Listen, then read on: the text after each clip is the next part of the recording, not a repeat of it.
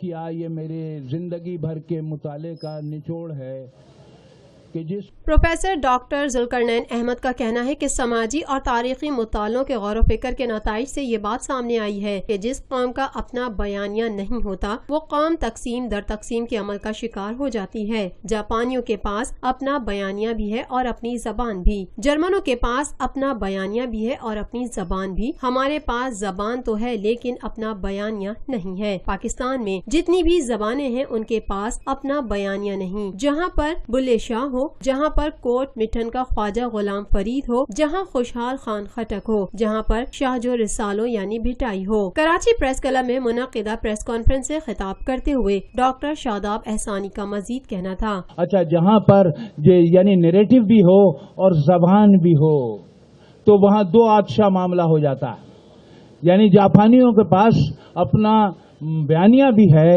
اور اپنی زبان بھی ہے، جرمنوں کے پاس اپنا بیانیہ بھی ہے اور اپنی زبان بھی ہے، ہمارے پاس زبان تو ہے لیکن بیانیہ ہمارا نہیں ہے۔ پاکستان کی جتنی زبانیں ہیں ان کے پاس اپنا بیانیہ نہیں ہے، پاکستانی بیانیہ۔ جہاں پر بلے شاہ ہو، جہاں پر کوٹ مٹھن کا خواجہ غلام فرید ہو، جہاں خوشحال خان خٹک ہو، جہاں پر آپ کا اللہ بھلا کرے شاہ جو رسالو یعنی بھٹائی ہو، بھٹائی کے ساتھ کیا کیا؟ بھٹائی کی ساری شاعری سروں میں ہے۔ سر کیا ہے؟ مقامی فضا ہے اس کے اندر۔ اب ہم کیا کرتے ہیں؟ صرف ایک تارے کی بات کرتے ہیں بھٹائی کی، لیکن اس فضا کی بات نہیں کرتے۔ اگر وہ نیریٹو وہی ہوتا، مقامی ہو جاتا تو کب کا انقلاب ہو جاتا، اور کب کے یہ جو ہمارے نامساعد حالات سے نبردآزمہ لوگ جو ہیں زندگی گزارنے والے، جو غربت سے نیچے زندگی گزار رہے ہیں، کب کی صورتحال بدل چکی ہوتی ہے۔ وسائل جو ہے وقت وسائل کی گرفت سے نکلنے کی طرف چلا جاتا، یہ صورتحال ہوتی۔ تو اب ہم کیا کہہ سکتے ہیں اس پر؟ ہم تو آپ کی مدد کے لیے کیا ہم یہ چاہتے ہیں کہ آپ ہماری معاونت کریں، آپ مدد کریں، اور یہ مدد ہماری نہیں ہو رہی ہے، پاکستان کی مدد ہے۔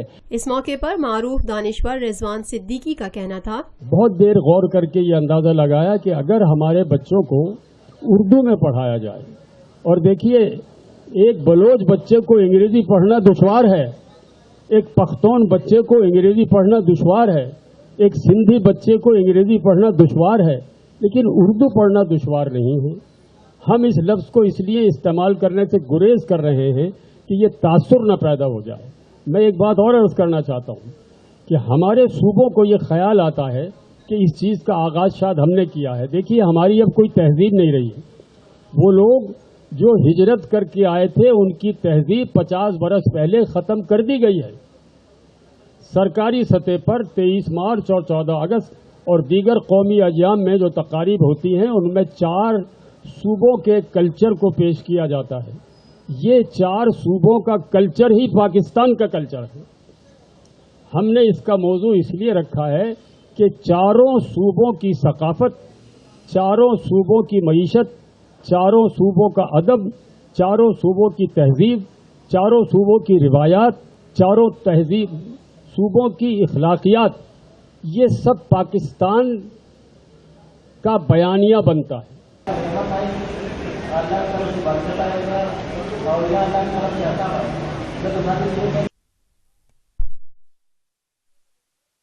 غور کیا یہ میرے زندگی بھر کے مطالعے کا نچوڑ ہے کہ پاکستان میں پہلی مرتبہ حالات حاضرہ کے مختصر مگر جامع پروگرامز، خبروں، تبصروں کے علاوہ دیگر سماجی، تجارتی، ثقافتی، تفریحی، معلوماتی، مذہبی، تعلیمی، صحت اور بچوں کے پروگرامز صرف TNN TV پر۔